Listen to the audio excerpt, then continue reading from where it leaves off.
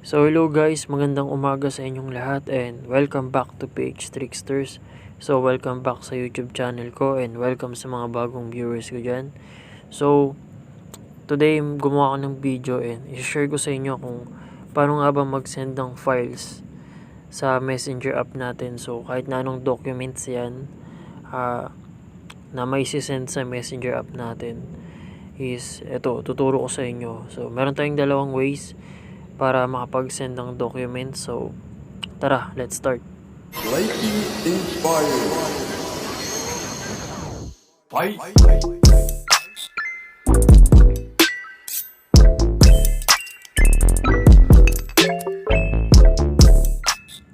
So, bago tayo magsimula mga tricksters, promote ko muna yung channel ko. So, ka-tricksters, ayan.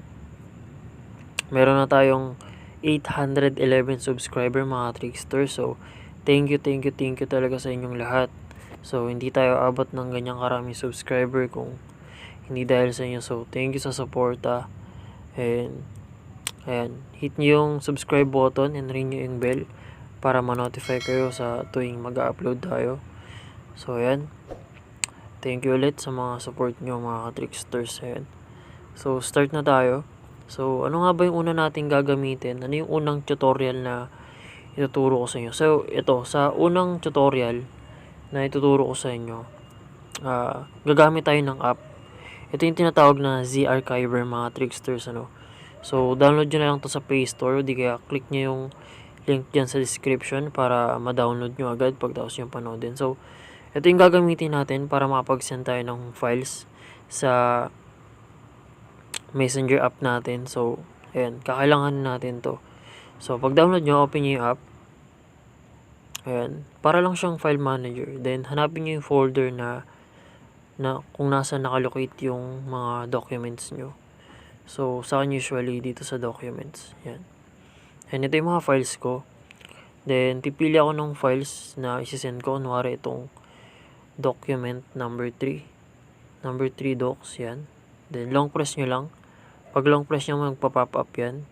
Then, ito yung lalabas. Then, scroll nyo pataas. Ayan. Pag scroll nyo pataas, click nyo tong share. Itong nasa pinakahuli. Nakikita nyo naman. So, click nyo lang yan.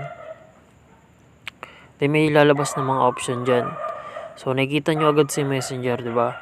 So, yan yung pagsasenda natin, okay? So, marami pang option dyan. Kayo nang bahala kung gusto nyo i-explore. Pero messenger, click nyo.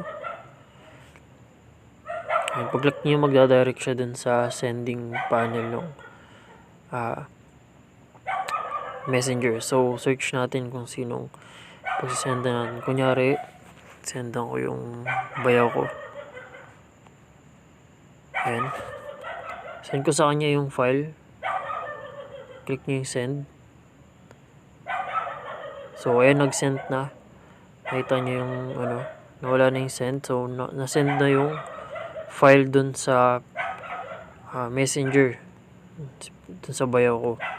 So, ayan, na-send na. Tingnan natin kung talaga bang na-send na.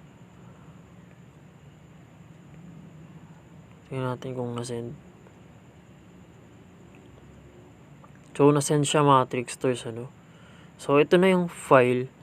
Ito na yung document na sinend natin galing dun sa Z-Archiver mga tricksters. So, ayan na siya. Medyo humaba lang yung pangalan niya pero ganyan kasi yung algorithm niya dun sa Z-Archiver. So, yan na yung mismong file mga tricksters. So, working na working yan. So, wag kayo mako-confuse kung ganyan yung ba't ganito yung file name. Pero, pag na-download nyo yan, then, ayun, kayo nang bahala mag-rename para di kayo malito. So, working na working yan mga tricksters. So, ayan. So, yan yung unang tutorial natin para makapag-send ng files and documents dito sa Android. So, gumamit tayo una ng app na Z-Archiver. Pangalawa naman is gagamit tayo ng Chrome browser app. So, dito sa Chrome browser app, so mas madali din to kagaya dun sa Z-Archiver mga tricksters, ano. So, open nyo lang yung Chrome browser app na meron kayo. So, open nyo. Then, ayan. Pag open nyo, search nyo yung messenger. So, nakasave na sa akin. Search nyo lang messenger.com, then enter nyo. So, ayan, messenger.com.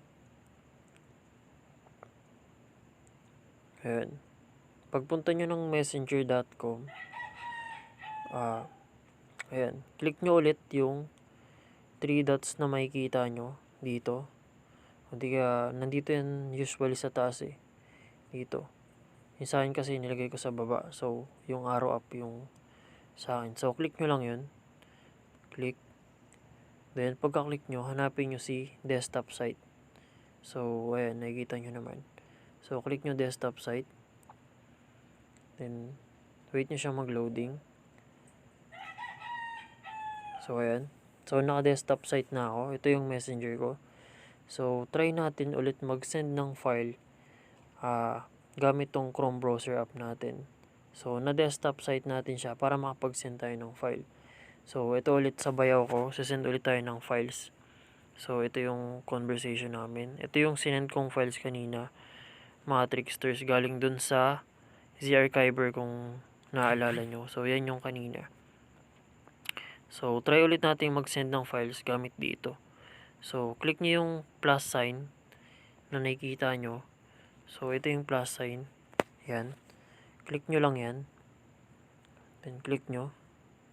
Yan. May nag-pop up na mga dyan. Options dyan. So, huwag kayong ma-confuse. Huwag kayong malilito. Ang i-click nyo dyan is itong image. Ayan. Click nyo yan. Yan. Nag-loading. May lumabas na option. So, click nyo yung files. Ayan. Click nyo ng files. Hanapin nyo sa file manager. Ayan. Phone. Then, punta na kayong documents. Ayan. Ito na yung mga documents na meron ulit kayo. So, try ulit natin si number 3 docs. Ayan. Then, okay. Ayan. So, ito na siya. Ito na siya actually. Ayan.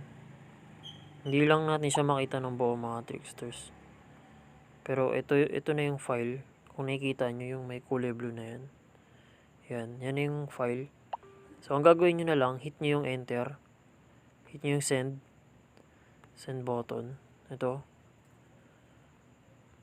Hit nyo to. So, click nyo yung send.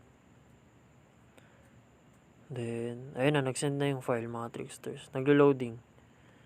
So, zoom out ulit natin. Tingnan natin mag-load. Nag-send na yung files mga tricksters Tingnan natin.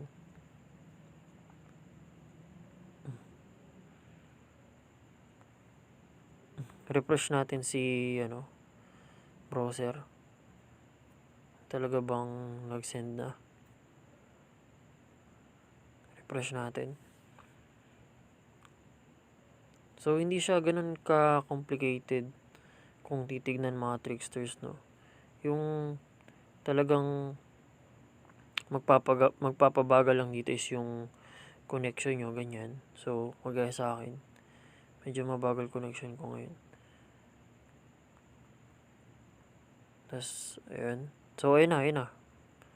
Mga tricksters, nakikita nyo. Ito na yung document kanina na pinili natin, yung number 3.docs. So, ayan na, nasend na yung files, mga tricksters. So, dito lang yan sa Chrome browser app, So, i-desktop site nyo lang, then, click nyo yung arrow na blue, ay yung plus sign na blue.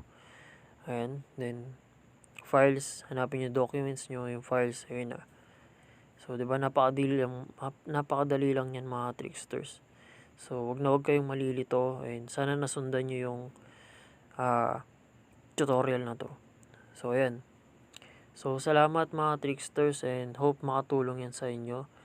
Lahat yan working, kaya sobrang makatulong yan sa inyo mga tricksters. So, salamat sa inyong panunood, and sana makatulong yung tutorial na yan sa inyo. So, support our channel, and thank you sa inyo mga tricksters.